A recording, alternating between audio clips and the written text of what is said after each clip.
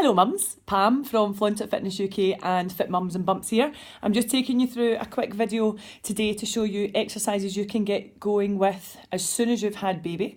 If you've had caesarean section, just give it a wee bit until your scar starts to heal and feels a little bit better.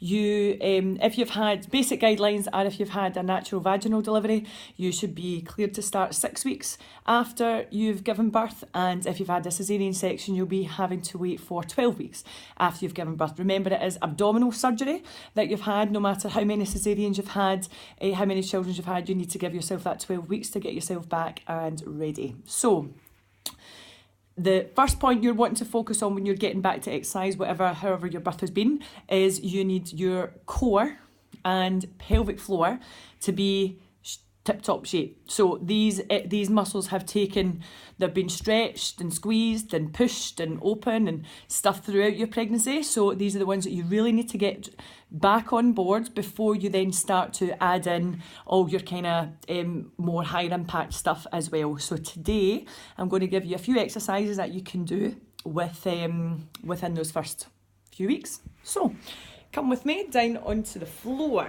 Now, if you're coming along to Core Essentials class, which is the postnatal core class that I run, or if you're going to do the online version, first thing you need to do is check your diastasis recti, which is the position of the abdominal muscles after you've given birth. So if you have a little gap down here, completely normal to have a finger width gap after you've had a baby, or 2 or 3 or however many, and you need to make sure that if it is any bigger than that, you need to be careful what core or abdominal exercises you're going to be focused on, because there is exercises that increase the intra-abdominal pressure here on the abdominal wall, which then pushes outwards, and it basically pushes the abdominals out further, so you'll forever have that mummy tummy, and you can increase your risk of developing a hernia as well, which would mean more surgery. So making sure your diastasis recti, there'll be another video on that coming soon, or you'll be able to get the link to that.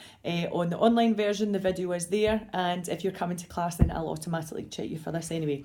So first of all, one of the first exercises you're going to focus on is just a pelvic tilt, sorry.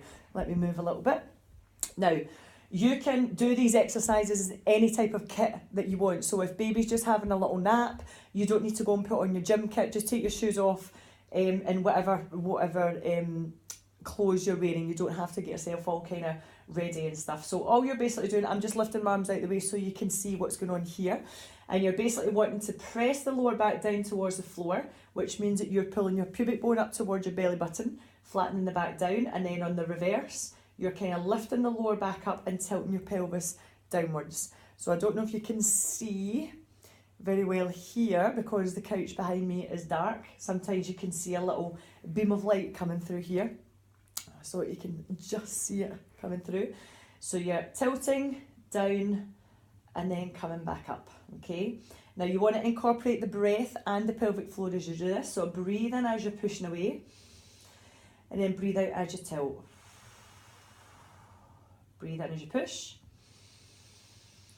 Breathe out as you tilt. Breathe in, push. Breathe out, tilt. Good. Now, if you can get the pelvic floor squeeze and lifting at the same time, then try and get that going. Don't worry if you don't initially, because the pelvic floor down there, if you are in that initial 6 weeks or so, has taken a little bit of a battering. So no matter what your delivery is, it's been under a lot of pressure, so you might not get that initial activation of the pelvic floor because it's just harder to get the muscle moving at the moment. So don't worry too much. All you're worrying about here is trying to get that pelvic tilt so that you're getting a wee bit of movement into the lower back and into the spine, okay? Your second move from there, we'll just go straight into the hip lift since we're here. It starts off with a little pelvic tilt. Again, I'll just move my arms so you can see. So your lower back presses down, you're lifting the hips upwards, pressing into the feet, so that the heels and pressing into your toes, lift all the way up, and then take your time coming back down. And I want you to think about pressing each vertebrae into the mat, and then the reverse of that pelvic tilt happens at the end, okay? So pelvic tilt, think about each vertebrae lifting off the mat, pushing up, think about the pubic bone lifting up towards the ceiling, as opposed to the hip bones, pubic bone goes up, up as high as you can, and then slowly come down. Keep your head nice and centred as you do this one, and then that reverse the pelvic tilt, okay? So you're going to breathe out as you go up. So take a breath in with me. Breathe out, pelvic tilt. And then breathe in, come down. Breathe out, pelvic tilt. Breathe in and come down. On that exhale, try and squeeze pelvic floor inwards and upwards. Breathe out. Try and do it without squeezing the glutes. It's very difficult in this exercise not to squeeze the glutes. And then back down. Okay, so that's exercise number 2. Exercise number 3, we're focusing on keeping the hips nice and steady as we do these 2 moves. So I'm just going to move back a wee bit so that you can see what my feet are doing.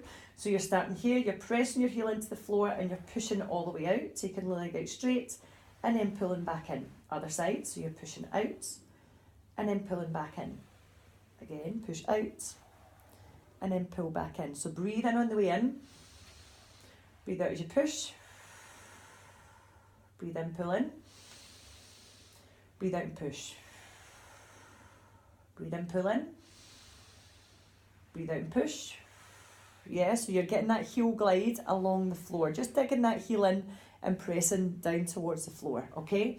Final move I'm going to get you doing is just thinking about the pelvis staying as steady as you can.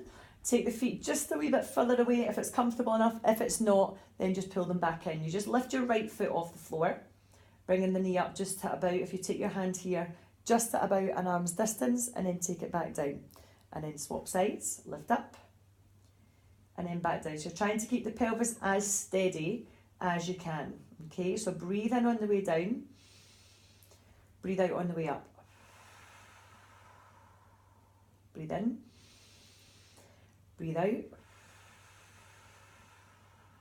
breathe in, breathe out and activate the pelvic floor. You can have 2 hands here if you want. I'm just keeping one just so you can see easier. Breathe in, breathe out, pelvic floor.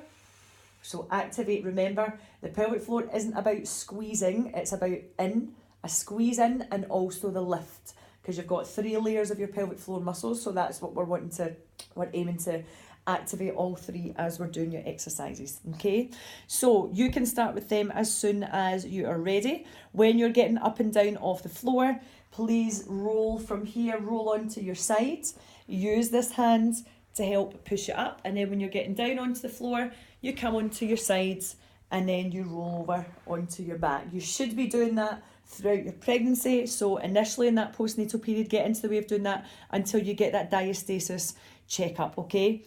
You don't want to be doing certain core exercises because it's going to make this worse. So have a wee look at the other video, and we will work through all these exercises are safe, and these are actually the first exercises I would give somebody who's got diastasis anyway. So any questions at all, drop me a wee message on Flaunt It Fitness UK, Fit Mums and Bumps, both on Facebook, or flauntitfitnessuk@gmail.com. Okay, thanks for dropping in. I hope your little bundle is resting and letting you get some much needed rest and recovery as well. Okay, see you later.